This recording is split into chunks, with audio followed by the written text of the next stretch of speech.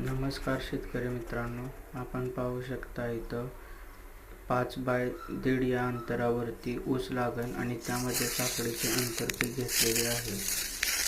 हे काकडीचे आंतरपिकातून आपल्याला उन्हाळीमध्ये भरपूर उत्पादन मिळणार आहे.